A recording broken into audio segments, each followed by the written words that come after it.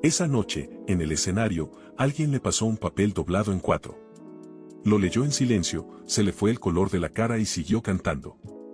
3 horas después lo encontraron en una brecha de tierra con las manos atadas y 2 tiros en la nuca.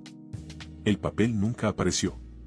Las personas que lo vieron dicen que adentro había un nombre, una fecha y una sola palabra. Los que saben qué decía esa palabra no hablan desde hace más de 30 años. Y los que intentaron hablar terminaron callados de otras maneras. Quédate hasta el final porque en los próximos minutos vas a escuchar 3 cosas que nadie ha querido conectar en voz alta desde que ocurrieron. Una sola de ellas alcanza para entender por qué Chalino Sánchez subió a ese avión sabiendo que no iba a volver. Pero antes de llegar a esa brecha, antes de llegar al papel y al nombre que contenía, hay algo que tienes que entender.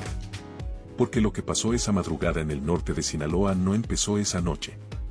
Empezó 20 años antes, en un rancho perdido entre cerros secos, donde una niña lloraba detrás de una puerta cerrada con llave y un niño de 11 años escuchaba del otro lado de la pared sin poder hacer nada.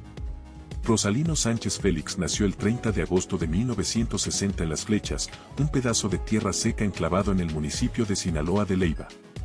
2 cuartos de adobe. Polvo. Gallinas. 6 personas compartiendo lo que había. Su padre, Santo Sánchez, murió cuando Rosalino tenía 6 años. Salió una tarde a cortar leña y lo hallaron 2 días después con un balazo en la espalda, tirado junto a una vereda que nadie volvió a caminar. La familia nunca supo quién lo hizo. Así era el campo en el norte de Sinaloa en los años 60. La gente se moría y nadie preguntaba. Señorina Félix, la madre, se quedó sola con 4 hijos, Juana, la mayor, Armando, Espiridión y Rosalino, el más chico. Una mujer sola en un rancho donde la autoridad más cercana estaba a 3 horas a caballo. Ahí aprendió Chalino la única ley que lo marcaría el resto de su vida. A la gente de abajo no la protege nadie. Lo que no te arreglas tú no se arregla. Tenía 11 años cuando lo entendió del todo, en el verano de 1971, escuchando algo que no debía escuchar desde el otro lado de una pared de adobe. Lo que ocurrió ese verano en Las Flechas Chalino no lo contó nunca en una entrevista. Pero lo que hizo con esa memoria 4 años después lo vio todo el rancho. Guarda esa imagen en tu mente, un niño descalzo, parado afuera de una puerta cerrada, escuchando. Ese silencio de 11 años fue la primera línea del corrido más largo que Chalino Sánchez escribió sin guitarras y sin palabras. El corrido que nadie grabó y que tardó 20 años en terminar. El 17 de enero de 1975, durante una fiesta en las afueras de Las Flechas, Chalino Sánchez entró al patio donde tocaba una banda. Sacó una pistola calibre 22 que le había prestado un primo esa misma tarde y disparó 4 veces contra el hombre que había destruido a su hermana. El hombre cayó entre la gente que bailaba. Chalino salió corriendo hacia el monte y no volvió a Las Flechas en 15 años. Tenía 15 años recién cumplidos. Esa misma noche alguien lo esperaba con un caballo en la orilla del rancho. Alguien que sabía lo que iba a pasar antes de que pasara. Alguien que ya tenía trazado el camino por el monte hasta la carretera, la ruta hasta Culiacán, el contacto en Tijuana, el coyote que cobraba en billetes pequeños para cruzar la línea a pie. Ese alguien no fue un desconocido. Fue el primo que le había prestado la pistola horas antes. El mismo que esa noche lo sacó vivo de Las Flechas. El mismo que años después iba a mandarlo matar. Guarda ese dato. Regresa antes del final. De Tijuana, Chalino cruzó la frontera con lo opuesto y 15 años mal cumplidos, sin papeles, sin inglés, con los pocos billetes que señorina le había metido en el bolsillo del pantalón antes de que se fuera. Llegó a Los Ángeles, California, donde su hermano Armando llevaba 2 años trabajando de lavaplatos en Inglewood. Armando le abrió la puerta sin preguntar. Le buscó colchón, le enseñó las calles, le pagó la primera factura del dentista. Le dijo que en este lado nadie te regala nada pero tampoco te persiguen por lo que hiciste allá. Los Ángeles en 1975 era otra forma de rancho, pero sin cerros. Los mexicanos recién llegados vivían amontonados en cuartos de adobe urbano, trabajaban en cocinas y tintorerías y campos de fresa. Ganaban en un día lo que en México tardaban una semana en ganar, pero vivían con el miedo constante de quien no tiene papeles ni voz ni nadie que lo mire como persona. A Chalino le tocó todo eso. Primero lavó platos en Inglewood. Después cortó carne en una carnicería de la calle Olympic. Vendió autos usados en un Tinton Park. Cada trabajo le duraba poco. Llegaba sin documentos y lo corrían a la primera sospecha. Durante 9 años, entre 1975 y 1984, Chalino Sánchez fue un indocumentado más entre miles. Por esos años todavía no cantaba profesionalmente ni escribía corridos. Solo tenía una guitarra de segunda mano comprada en un bazar y tocaba los fines de semana en fiestas de paisanos con un vaso de cerveza al lado. Cantaba desafinado, la voz nasal, rota, de rancho. Cualquier maestra de música le habría dicho que eso no era una voz. Chalino lo sabía y le valía. 9 años de indocumentado en California, sin papeles, sin ley, sin protección, con toda la rabia acumulada del rancho encerrada dentro de una guitarra que nadie había querido. Ese era el combustible. Faltaba la chispa.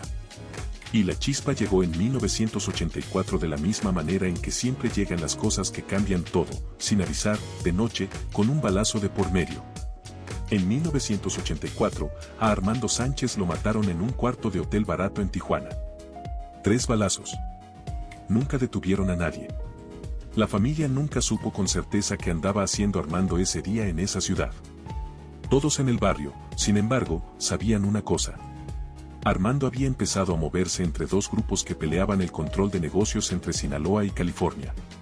Cobraba por llevar mensajes de un lado al otro. Cuando la guerra entre esos 2 grupos se soltó, los mensajes se volvieron peligrosos. Armando sabía demasiado. Lo citaron en ese hotel con el pretexto de un pago pendiente y ahí lo callaron para siempre. La muerte de Armando le cayó a Chalino distinto a como le cae una pérdida común. Los hermanos del campo se crían de otra manera. Armando había hecho por él lo que Santos ya no podía hacer. Le abrió camino cuando llegó sin nada. Lo protegió cuando todavía no sabía protegerse solo. Y ahora Chalino, a sus 24 años, se quedaba otra vez sin el hombre que lo cuidaba. Algo se quebró adentro. Algo que después se iba a oír en cada corrido. La primera canción que Chalino compuso fue para Armando. La escribió en una servilleta de papel en un restaurante de la calle Alameda, en el verano del 84, llorando. Era torpe, sin métrica fina, sin florituras. Pero tenía algo que los corridos de producción limpia no tenían. Tenía el peso exacto de un hombre que extraña a otro hombre y no sabe cómo decirlo de otra manera que no sea cantando. Esa servilleta Chalino la dobló en 4 y la guardó en la cartera. La cargó 8 años. Y esa servilleta va a regresar antes del final de esta historia, en una brecha de tierra cerca de Los Mochis, en el bolsillo interior de un saco oscuro. Después de enterrar a Armando, Chalino hizo algo que no había hecho nunca. Regresó a México. No a Sinaloa todavía. A Tijuana. Quería saber qué había pasado con su hermano. Quería hablar con la gente del hotel. Quería ver el cuarto. Quería nombres. Y en esa búsqueda de preguntar demasiado en los lugares equivocados, Chalino terminó detenido por la policía de Baja California en 1985. Lo metieron a la mesa, la penitenciaría de Tijuana, bajo cargos que nunca quedaron del todo claros. La versión oficial de la familia fue una pelea en una cantina. Otros, con menos ingenuidad, dijeron que lo metieron ahí para que se muriera adentro. A los 2 meses un preso lo atacó en el patio con un punzón. Chalino sobrevivió porque otro interno, uno con peso propio dentro de los muros, se metió en medio y paró el ataque. Ese preso protector respondía, según testimonios documentados años después por reporteros de Culiacán, a la misma familia sinaloense con la que Armando había trabajado antes de morir. Chalino no entró solo a la mesa. Salió debiéndole la vida a gente muy pesada. Y esa deuda, con intereses acumulados año tras año, es la que le puso el reloj encima el resto de su vida. Adentro, en un cuaderno de pastas negras que le consiguió un preso de Culiacán, Chalino empezó a escribir corridos.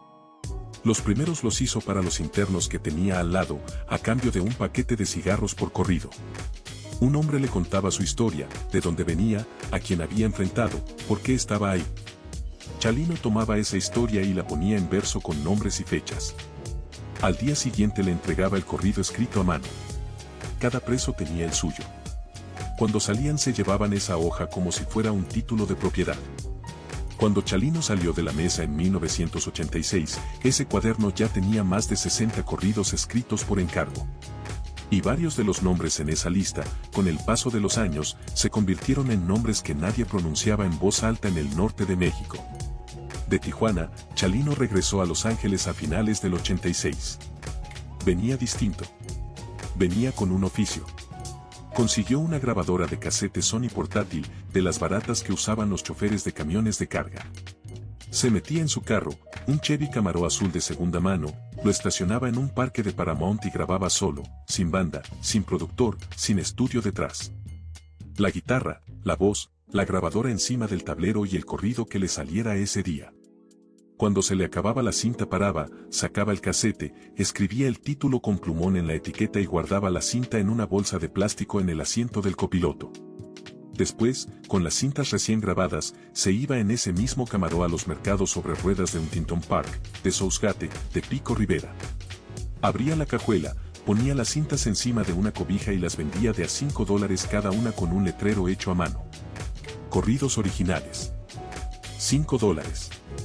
Las primeras semanas vendía 10 o 12 cintas por sábado. 2 meses después, 30. A principios de 1988 los paisanos le llegaban al Camaro antes de que él abriera la cajuela.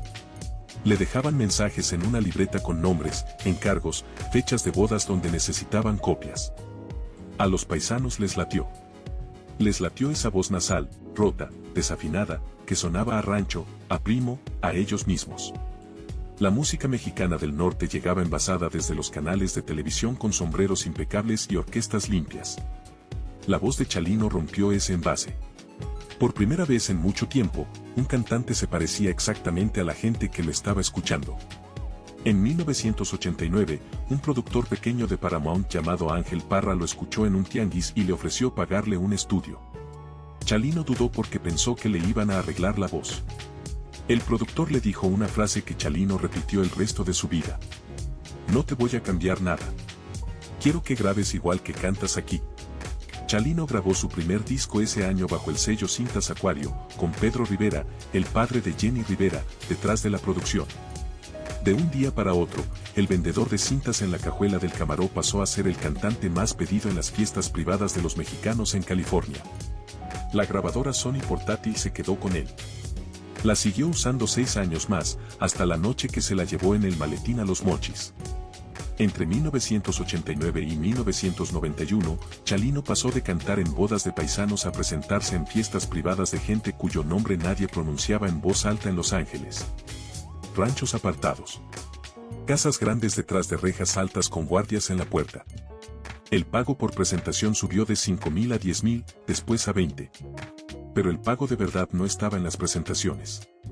Estaba en los corridos por encargo. Un corrido por encargo funcionaba así. Un hombre con dinero mandaba a alguien a buscar a Chalino. Le decían que el patrón quería un corrido con su nombre, que se dijera de dónde era, qué hacía, a quién le había ganado, de qué ranchos era dueño. Chalino se sentaba con el mensajero, tomaba nota en el cuaderno de pastas negras, preguntaba detalles y días después entregaba el corrido grabado en un casete maestro con la Sony portátil. El pago era siempre en efectivo. Entre $3,000 y $10,000 por corrido. A veces más cuando el encargo era delicado. Con cada nombre nuevo, la lista de los 60 iniciales crecía. Y cada nombre en esa lista era también una diana encima de Chalino, porque los enemigos del hombre del corrido ahora también sabían exactamente quién era él y dónde vivía. Esto no era un secreto. Chalino lo decía en entrevistas mirando de frente a la cámara, sin bajar la voz. A mí me pagan por escribir corridos. El que quiera su nombre en una canción que pague y se la pongo. Era un trato comercial en el mundo al que estaba entrando. Sin embargo, ningún trato en ese mundo es solo comercial. Cada vez que ponía el nombre de un hombre en una canción, ese hombre quedaba enmarcado, reconocible en cada ranchería del norte, famoso en cada fiesta de paisanos en California. Y famoso en ese mundo significa también visible para los que te quieren cobrar algo. Chalino cruzó esa línea sin darse cuenta. Y del otro lado lo estaban esperando. Para 1991, sin embargo, el problema más inmediato no venía de afuera. Venía de adentro del mismo circuito que él había construido. En cada mercado sobre ruedas de California había 2 o 3 tipos con voz nasal imitándolo, vendiendo sus propias cintas baratas con títulos parecidos a los suyos. Les empezaron a decir chalinillos. Era una constatación sin afán de insulto ni de halago. La voz de un indocumentado que había empezado grabando solo en la cajuela de un Camaro se había multiplicado en menos de 2 años en cientos de imitadores por todo el suroeste de Estados Unidos. Algunos de esos chalinillos eran cantantes de planta de familias específicas de Sinaloa y Durango.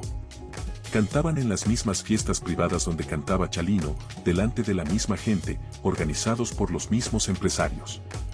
El circuito completo con Chalino en el centro se había vuelto una red donde la música y el dinero sucio se tocaban cada fin de semana.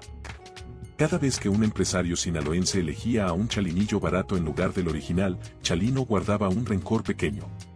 Y para 1991 esos rencores pequeños se habían convertido en una lista larga de gente que tenía razones para verlo caer. Pero había algo más viejo que todo eso.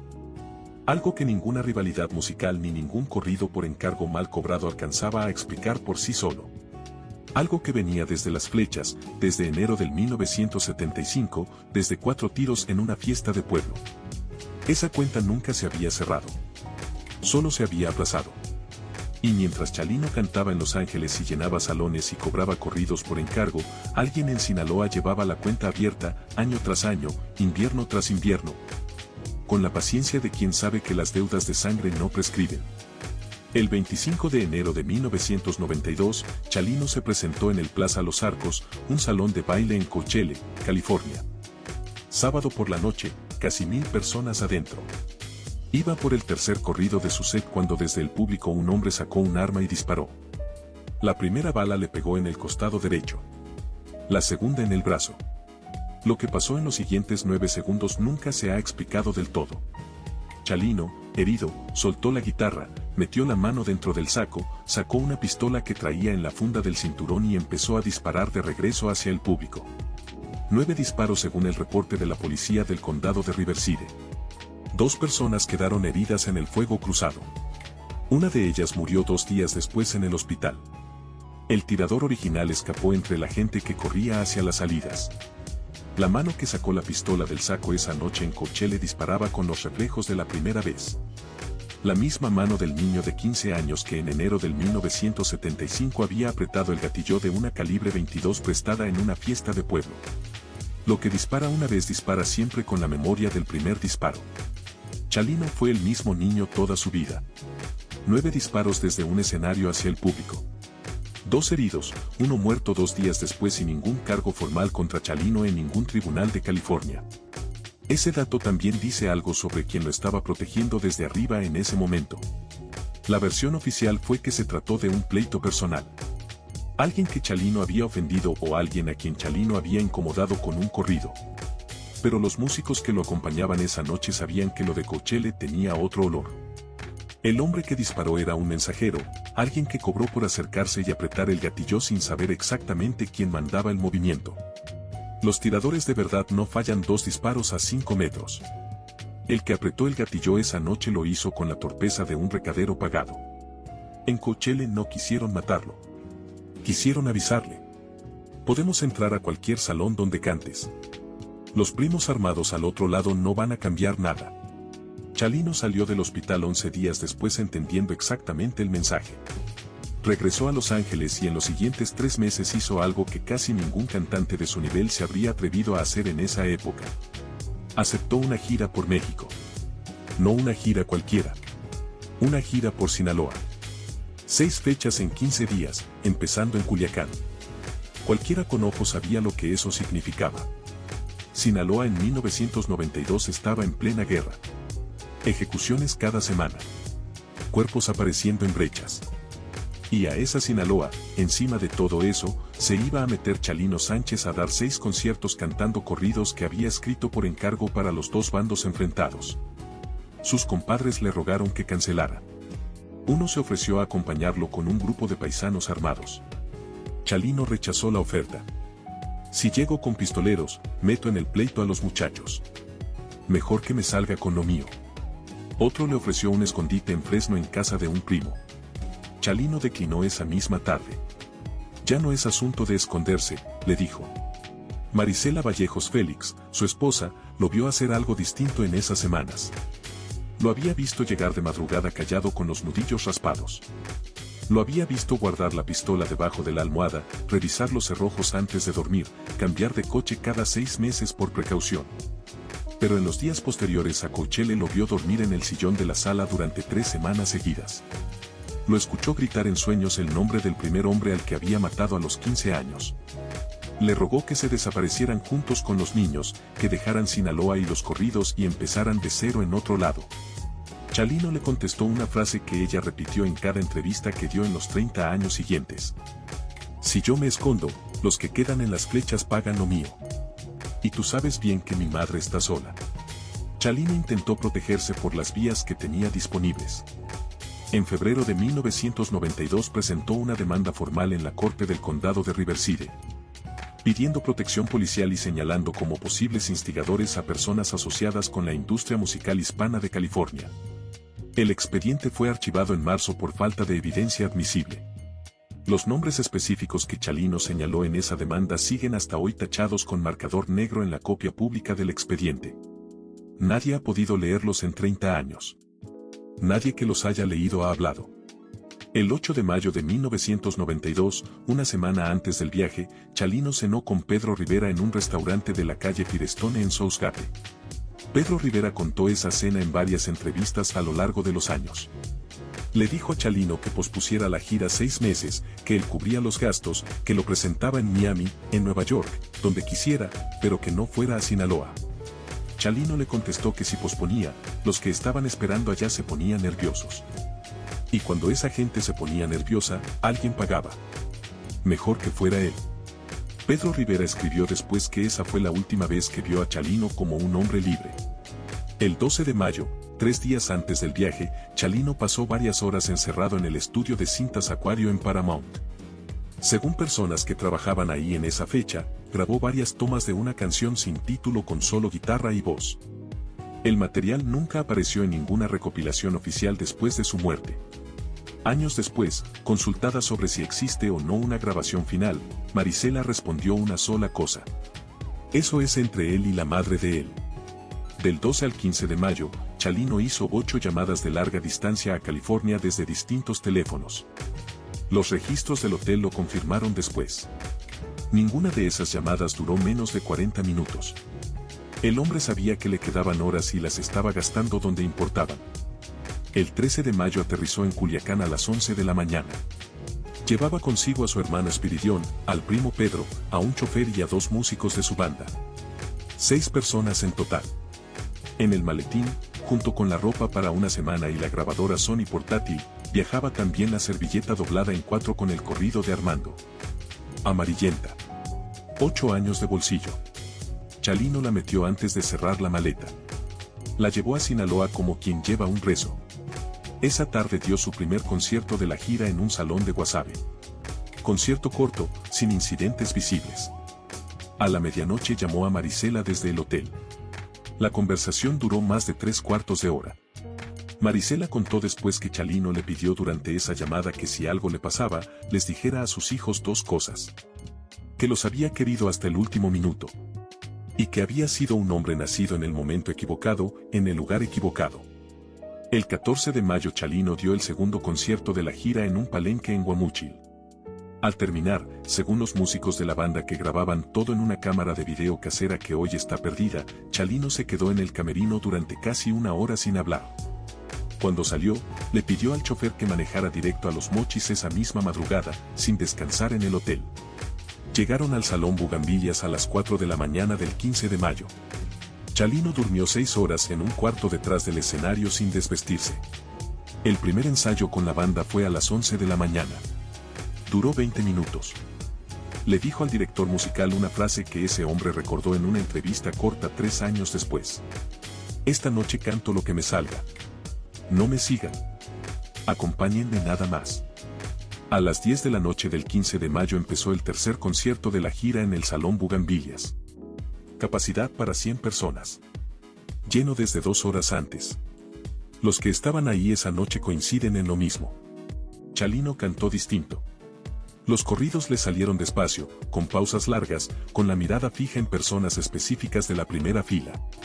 Se tomaba tiempo entre canción y canción. Miraba al público como quien se despide de cada uno por su nombre.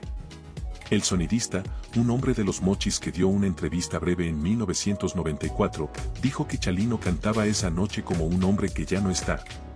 Como uno que le está dejando las canciones a los demás antes de irse. A la 1:20 de la madrugada del 16 de mayo, mientras interpretaba un corrido que había terminado de escribir esa misma tarde, un hombre se acercó al escenario desde la primera fila. Le hizo una seña con la mano y le entregó un papel doblado en 4. Chalino se arrodilló en el borde del escenario. Recibió el papel. Lo abrió. Lo leyó en silencio. Se levantó y siguió cantando. Los que estaban cerca dicen que en ese momento la cara de Chalino se puso blanca. El cuerpo, sin embargo, no dejó de cantar. Terminó esa canción. Terminó la siguiente.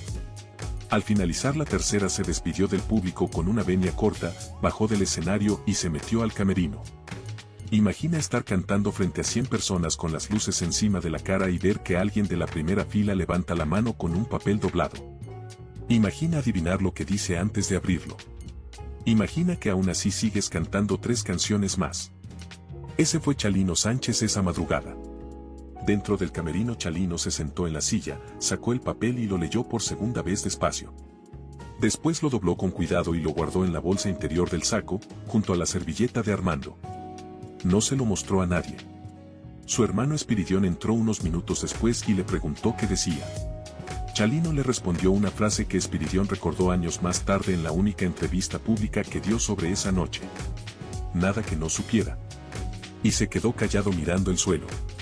A los 20 minutos llegaron al camerino unos hombres que se identificaron como agentes de la Policía Judicial del Estado de Sinaloa. Traían placas. Traían chalecos. Le dijeron a Chalino que el comandante quería hablar con él afuera en un asunto relacionado con la denuncia que él mismo había presentado semanas antes en California. Chalino los miró de arriba a abajo. Les preguntó si podía acompañarlo su hermano. Le dijeron que sí, sin problema. Chalino se levantó, agarró el saco, se despidió del sonidista con un "ahí nos vemos mañana" y salió del camerino con ellos. Con él iban Espiridión, el primo Pedro y uno de los músicos. Los 4 se subieron a una camioneta blanca con vidrios polarizados estacionada en una salida lateral que daba a un callejón sin alumbrado. La camioneta arrancó y salió del estacionamiento del Salón Bugambilias a la 1:45 de la madrugada. Adentro del salón los músicos recogían instrumentos. Los meseros limpiaban mesas. A las 2:30 de la mañana el representante de la gira, al notar que Chalino no volvía por su maletín, empezó a preguntar.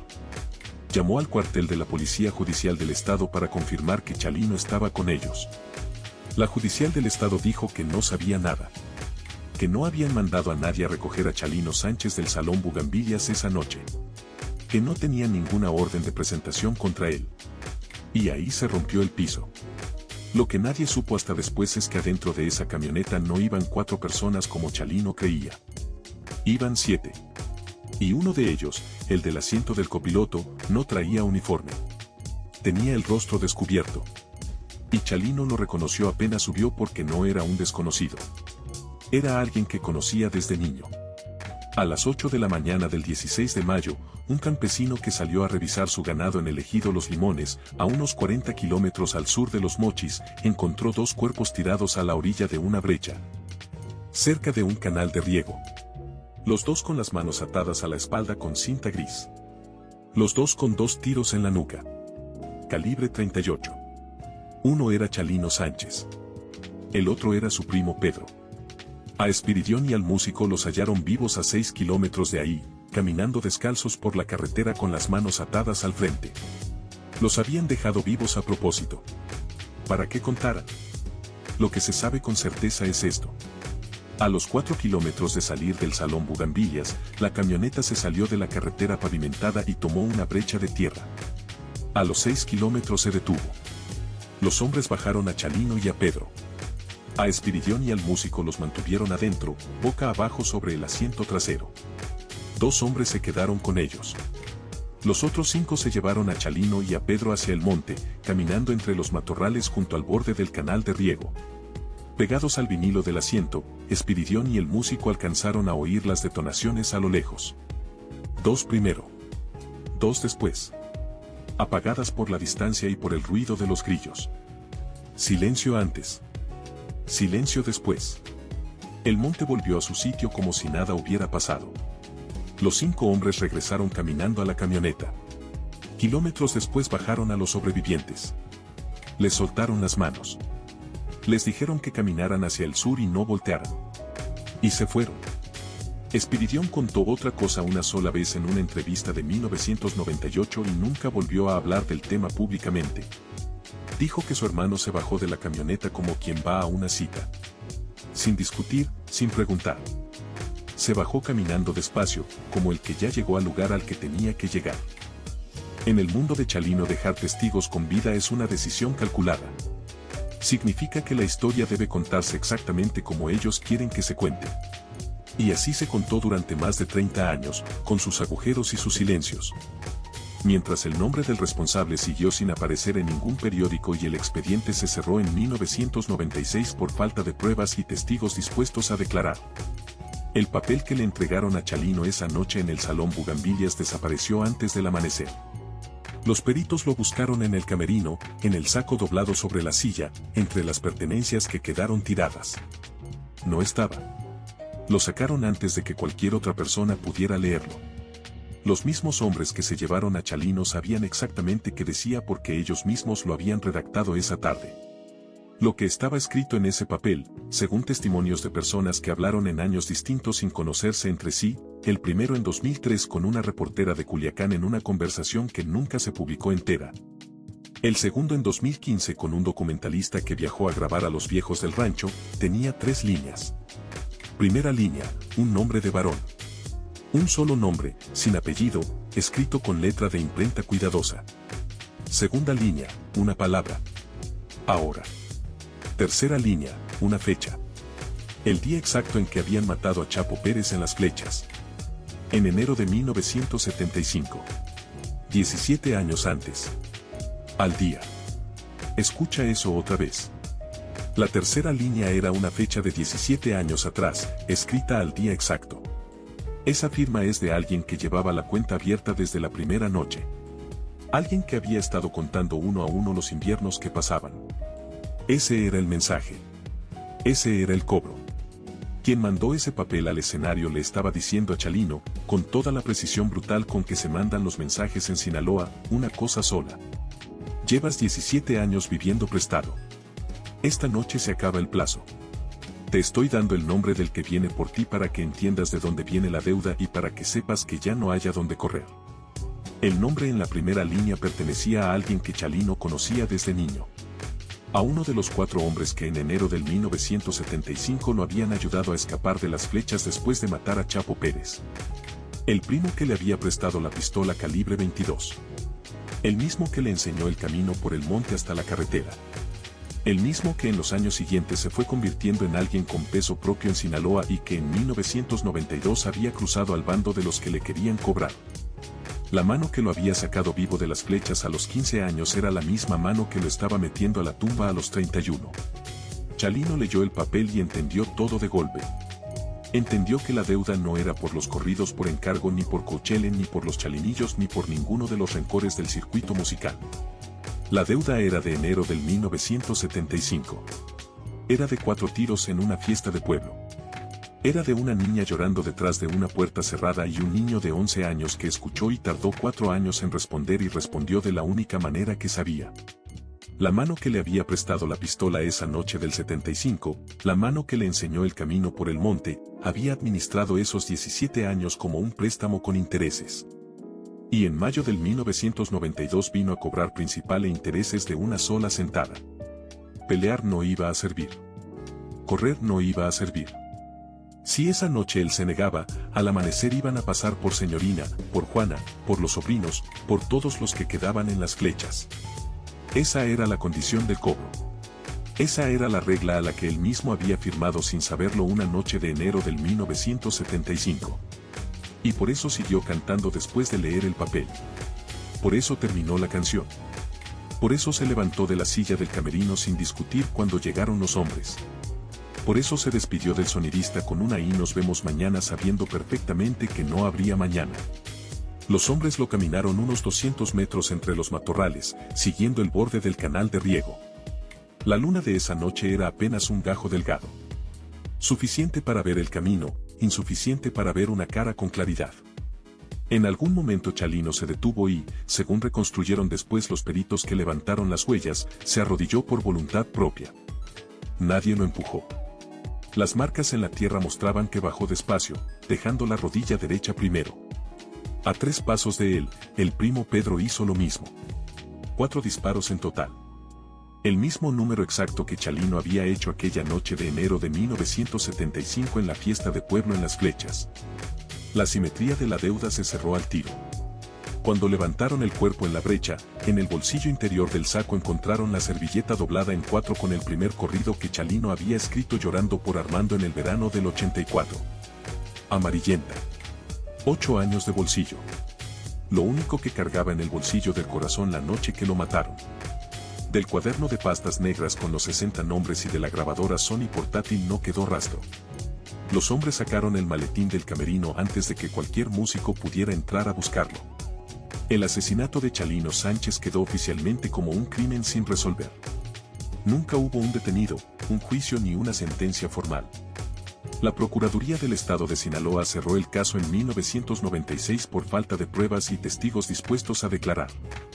La familia nunca volvió a insistir en el expediente. Marisela se llevó a sus 2 hijos a Los Ángeles y no regresó a Sinaloa en 10 años. Espiridión, el hermano sobreviviente, se fue a vivir a un rancho pequeño en las afueras de Culiacán. Siempre tuvo miedo. Siempre dio respuestas cortas cuando alguien preguntaba. Siempre cambió la historia 2 o 3 veces según quien preguntaba. Murió de diabetes en 2010 sin volver a decir una palabra pública sobre esa noche. El cuaderno de pastas negras con los 60 nombres nunca apareció ni una página suelta. Hay coleccionistas en Culiacán y en Los Ángeles que lo buscaron durante años ofreciendo sumas que llegaron a los $50,000. Nadie lo ofreció. Nadie va a hacerlo. Probablemente fue destruido hace tiempo por las mismas personas que se lo llevaron esa madrugada. O está enterrado en algún lugar de la sierra esperando a que pase suficiente tiempo para que el tiempo mismo lo borre. El nombre del primo que aparecía en la primera línea del papel sigue sin aparecer en ningún periódico. Según reportajes publicados en medios locales sinaloenses en 2020 sigue vivo en un rancho del municipio de Sinaloa de Leiva. Tiene más de 80 años. En ese rancho está protegido por el silencio de todos. Nadie lo molesta. Nadie lo nombra en voz alta. Nadie se atreve a ir a preguntarle nada. En la familia extendida de los Sánchez su nombre se pronuncia en susurros cuando alguien saca a relucir a Chalino en las reuniones. Los más jóvenes ya no lo conocen. Los mayores prefieren que no lo conozcan. Algunos secretos se cuidan para proteger a los que todavía quedan vivos. Otros se cuidan porque a esas alturas ya no hay nada que ganar diciéndolos. Los 2 hijos de Chalino crecieron marcados de maneras distintas. Cintia tenía 4 años cuando lo mataron. Creció sin recuerdos directos de su padre, solo con las cintas que le ponía su madre y con las fotos del salón. Nunca se dedicó a la música. Terminó sus estudios en California y trabaja en algo que ha preferido mantener lejos del foco público. Sus escasas apariciones en redes han sido para pedir respeto por la memoria de su padre. Adán tenía 6. Quiso ser él. Creció escuchando las grabaciones del padre, copiando la voz nasal, aprendiendo los mismos corridos. A los 15 empezó a cantar profesionalmente. A los 18 ya llenaba palenques en el norte de México. Firmó con Sony Music. Grabó 5 discos. En marzo de 2004, Adán Chalino Sánchez murió volviendo de un concierto en una carretera de Rosarito, Baja California. Tenía 19 años. El reporte oficial dice que el chofer se quedó dormido y el carro se salió del camino. En la familia extendida de los Sánchez, en voz baja, se dice otra cosa. Que Adán estaba empezando a hacer preguntas sobre la muerte de su padre. Que quería que se reabriera el caso. Que había empezado a grabar con un periodista de Culiacán una serie de entrevistas sobre lo que pasó en Los Mochis en el 92. Esas entrevistas, si existieron, nunca se publicaron. El hijo de Chalino murió exactamente 12 años después que su padre. Volviendo también de un concierto. También en Sinaloa. Con un reporte policial que dejó más preguntas que respuestas. 2 hombres. La misma dirección. 12 años de distancia. Marisela Vallejos Félix no volvió a casarse. Hoy vive en una casa sencilla al sur de Los Ángeles. Ha dado pocas entrevistas a lo largo de los años, todas medidas, todas con la misma calma triste mirando a la cámara. En 2017 dijo una cosa que resume su vida desde mayo del 1992. A mi marido lo enterramos en 1992. A mí me enterraron con él, solo que nadie se dio cuenta. Yo quedé caminando encima de la tumba. Y luego estaba señorina. La madre. La persona que pagó el precio más largo de toda esta historia. Quedó viuda a los 25 años cuando mataron a Santos. Enterró a Armando en 1984. Enterró a Chalino en 1992. Y en 2004 enterró también a Adán, su nieto, que tenía 19 años y volvía de un concierto. 4 hombres de su familia. 4 entierros en 40 años. Señorina siguió viviendo en Las Flechas. En el mismo rancho donde había nacido Chalino. La casa donde él creció se cayó hacia 2007 y solo quedaron los cimientos, pero ella se quedó. Murió en 2011 a los 87 años. La enterraron al lado de Chalino en el Panteón de Culiacán. Dicen en el rancho que nunca dejó de esperar que alguno de ellos entrara un día por la puerta a decirle que había sido un error. Que los 4 ataúdes eran una equivocación. Dicen que se sentaba todas las tardes afuera de la puerta, mirando la brecha, hasta que la oscuridad la obligaba a entrar. Mientras Chalino cayó en una sola madrugada con 2 balas rápidas, señorina cayó en cámara lenta durante 45 años. Un hijo a la vez. Un nieto a la vez. Un entierro a la vez. Y de eso, en ningún corrido de Chalino ni de Adán ni de ningún corridista del norte, se escribió nunca una sola línea. El narcocorrido hoy es un género mundial. Se escucha en Los Ángeles y en Madrid, en Bogotá y en ciudades que Chalino nunca supo que existían. Lo producen artistas de 20 años que nunca pisaron Sinaloa, con videoclips de presupuesto alto, con distribución global, con estética de moda internacional. Los sellos lo empaquetan y lo venden como cualquier otro producto de exportación. Pero en el centro de todo ese aparato hay un Chevy Camaro azul de segunda mano estacionado en un parque de Paramount a mediados de los 80. Con una grabadora de casete encima del tablero y un hombre con bigote ralo cantando desafinado, solo, sin banda, sin mezcla, sin nadie mirando. Sin saber que estaba inventando un idioma que el mundo iba a seguir hablando mucho después de que a él lo enterraran. La voz de Chalino todavía suena en las rancherías de Sinaloa, en las bodas de los paisanos en California, en los camiones de carga que cruzan la frontera antes del amanecer. Esa voz nasal que cualquier maestra de música habría rechazado y que los paisanos reconocen en cualquier mercado de Los Ángeles porque suena exactamente como ellos. Como alguien que llegó sin nada y se quedó sin nada, pero en el medio le dijo al mundo quién era, de dónde venía y que había perdido. La historia de Chalino Sánchez no empieza en un escenario. No empieza en el camarón ni en la cajuela del tianguis ni en el primer disco de cintas Acuario. Empieza en el verano de 1971, en una casa sin seguro en un rancho del norte de Sinaloa, cuando una niña lloró detrás de una puerta cerrada y nadie llegó a protegerla. Lo que vino después, todo lo que vino después, fue la consecuencia larga de esa ausencia. Un niño de 11 años guardó silencio 4 años. Un niño de 15 apretó un gatillo en una fiesta de pueblo. Un hombre de 31 bajó de una camioneta en una brecha oscura y se arrodilló despacio, dejando la rodilla derecha primero, como quien paga una cuenta que lleva abierta desde niño. En el bolsillo del corazón llevaba una servilleta amarillenta con el corrido de su hermano. El primer corrido que escribió llorando. El único que nunca grabó en estudio. El único que nadie pidió por encargo. El único que se escribió solo, sin que nadie pagara, sin que nadie lo escuchara, sin que nadie supiera que existía. Ese fue el corrido verdadero de Chalino Sánchez. Si esta historia te hizo pensar en alguien de tu familia, en una madre que esperó, en un hermano que se fue y no volvió, llámalo esta noche. No mañana. Porque las historias como la de Chalino se escriben en las cocinas donde todavía hay una silla vacía. Y a esas cocinas, cuando nos damos cuenta de mirarlas, casi siempre llegamos un año tarde.